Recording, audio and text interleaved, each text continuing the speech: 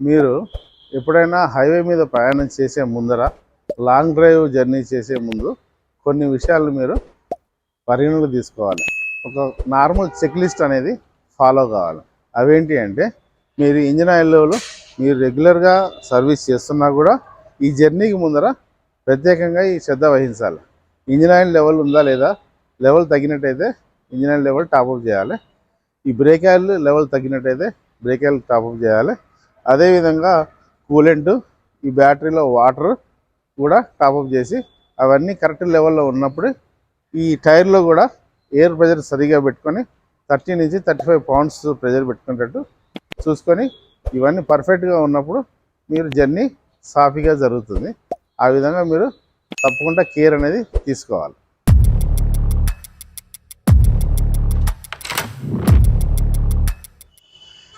మీరు హైవే మీద ప్రయాణం చేస్తున్నప్పుడు మీరు జర్నీ మొదలుపెట్టినాక 150 కిలోమీటర్స్ నుంచి 200 కిలోమీటర్స్ వరకు మీరు సింగిల్ స్ట్రెచ్ జర్నీ చేసిన తర్వాత మీ జర్నీ ఎంతన్నా ఉండనియండి, మీరు మాత్రం 200 కిలోమీటర్స్కి బ్రేక్ చేయాల్సిందే. ఎందుకోసం అంటే ఈ బ్రేక్ చేయడం వల్ల మీకు ఇంజిన్ లోపల ఇంజిన్ ఆయిల్ టెంపరేచర్ కానీ, కూలెంట్ టెంపరేచర్ కానీ, రేడియేటర్లో ఫ్యాన్ వర్కింగ్ కానీ అన్నీ సెల్ఫ్ కూలింగ్కి వస్తాయి. టైర్ లోపల ప్రెజర్ కూడా మీరు తగ్గుతుంది.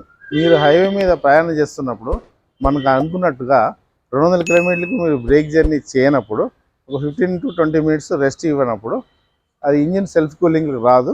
అప్పుడు ఇంజిన్ ఆయిల్లో టెంపరేచర్ పెరిగి కూలెంట్లో టెంపరేచర్ పెరుగుతుంది, బ్రేక్స్లో టెంపరేచర్ పెరుగుతుంది. ఇట్లా టెంపరేచర్ పెరగడం వల్ల ఇంజిన్ డ్యామేజ్ కావచ్చు, మళ్ళీ రేడియేటర్ కానీ, బ్రేక్ లైనర్స్ కానీ ఇవన్నీ డ్యామేజ్ కావచ్చు. ఇవన్నీ ఆ హై టెంపరేచర్లో థర్మల్ ఎఫిషియన్సీ పెరగడం వల్ల మ్యాక్సిమం ఆప్టిమం పర్ఫార్మెన్స్ ఇవ్వదు.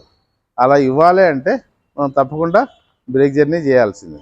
ఇంకో విషయం ప్రత్యేకంగా ఏం చెప్పాలంటే ఈ టైర్లు మీరు జర్నీ చేసేటప్పుడు ముందుగా చెక్ చేసే ఉంటారు. అప్పుడు 30-35 pounds per square inch pressure పెట్టి ఉంటారు. ఈ 200 కిలోమీటర్లు జర్నీ చేయటం వల్ల ఎప్పుడైతే 150 నుంచి 200 కిలోమీటర్స్ జర్నీ ఎండ్ అవుతున్నప్పుడు ఈ టైర్ టెంపరేచర్ అనేది విపరీతంగా పెరుగుతుంది. ఈ రోడ్డు మీద టైరు రాపిడి వల్ల, ఒత్తిడి వల్ల టైర్ టెంపరేచర్ పెరగడం, టైర్ టెంపరేచర్ పెరిగినప్పుడు అందులో ఉన్న ఎయిర్ టెంపరేచర్ కూడా పెరుగుతుంది. ఎప్పుడైతే ఎయిర్ టెంపరేచర్ పెరుగుతుందో దాని ప్రెజర్ కూడా పెరుగుతుంది. ఆ ప్రెజరు మీరు పెట్టిన 30-35 పౌండ్స్ పర్ స్క్వేర్ ఇంచ్ ఉన్న ప్రెజరు 50 నుంచి 60 పౌండ్స్ వరకు పెరగవచ్చు.